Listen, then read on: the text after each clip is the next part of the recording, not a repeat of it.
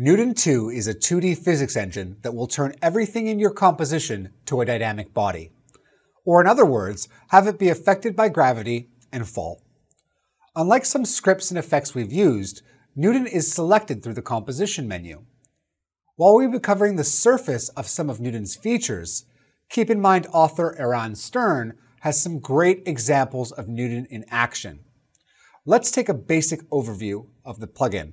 So here's the composition we'll be sending over to Newton. Before we send it over, let's take a look at the layers inside our composition. These might appear to be text layers, but they are actually separate shape layers.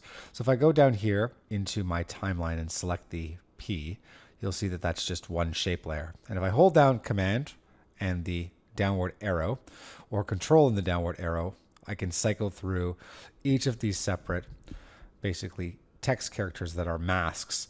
And this is going to be great for Newton because they will show up as separate bodies. I'll explain more in a second. Same thing with these shapes down here, the poles that you see, as well as these circles. You can see that they're all separate shapes. And this is just going to work great inside Newton's physics engine because we essentially want all of these shapes to respond.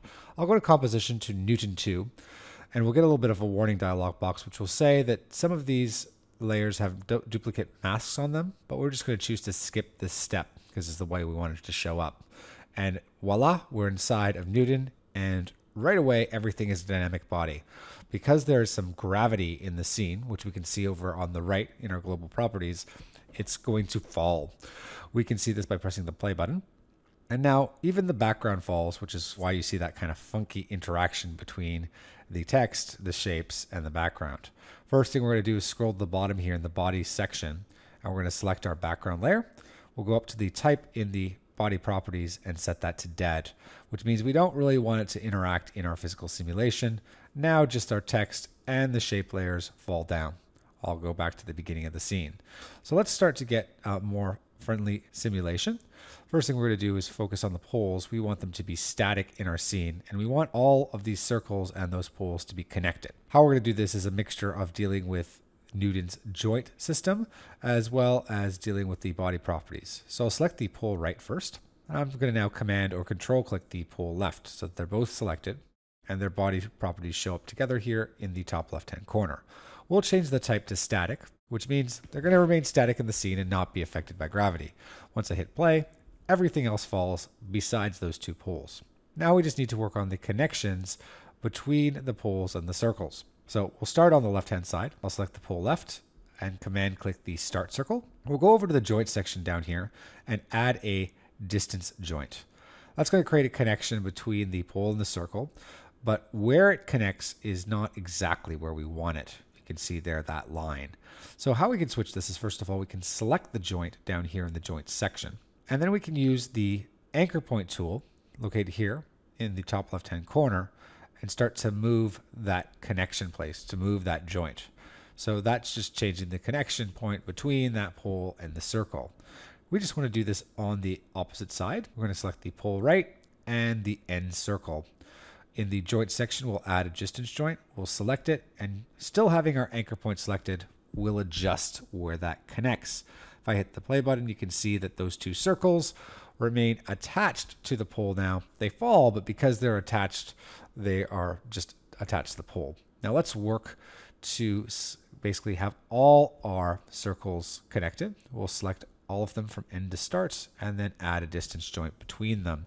You can see everything looks fine and dandy in terms of their connections. And if I hit the play button, voila, we now have some physical interaction occurring between our text and those distance joints, which is just fantastic. So the way that everything is responding is based on the body properties of each of these layers. So there are certain controls such as density, friction, and bounciness that take place, which is why the text is falling the way it is when it falls on those circles. And we can adjust these properties, which we will do a little bit later. I'm just going to go to the beginning of the scene. So I'm going to select the outer characters for each of these words. I'm going to select the two S's as well as the P and the L. And we're going to head over to the general property and switch the bounciness as well as the density properties here. So I'm going to increase the bounciness and decrease the density. Let's hit the play button to play back, and you'll see that those four letters are having a party all on their own with some extreme bounciness and very low density values. I am going to go here with these selected. And just also, if you have an After Effects composition that has keyframing, keep in mind that there are two types that support keyframing that you should know of, both AE-matic and kinematic. So you can select one of those to get various physical interactions with your keyframing. Let's take a look here at the gravity section. And right now, gravity is set as it should be, but I'm going to grab this circle and just bring it up and notice its effect on my overall composition. So this is under the global properties. Everything is floating up minus the things that are static. I'll just now make the gravity very slight, and you can see a very slow simulation take place because gravity isn't having that much of an effect on the scene. You can also control magnitude and direction and other things right here in the global properties tab.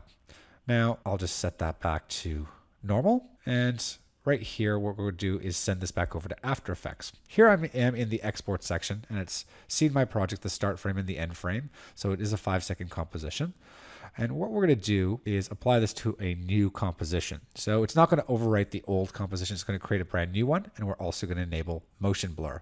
With those two options selected, let's click the render button. And what you'll see here is it's going to render out that simulation. And let's go back into After Effects. It might appear here on the timeline that nothing's taken place, okay? But the composition that we got from Newton hasn't opened. We're going to head to the Chapter 5 folder, and we're going to choose the Chapter 5.6 Newton 2 composition. So it's just added the word 2 to the end of our composition name. We'll double click that to open it into the timeline. And here we can take a peek by hitting the space bar of what we did in Newton. Fantastic. Now, if I selected one of the individual layers here, you can see here that I can see that it's been changed to keyframes, how these different shapes as well as masks respond in my Newton composition. So they're all keyframes. And I still have my original Chapter 5.6 Newton composition untouched in case I want to start from scratch or I wasn't happy with what happened in Newton. I can always go back. This is just fantastic. So Newton 2 is incredibly powerful, and we've really just touched the surface. You can explore the library by doing a search under for Newton, and you'll find a couple examples within After Effects. And you can also head over to AE Scripts Newton page on aescripts.com to find out a ton of incredible information about this versatile plugin.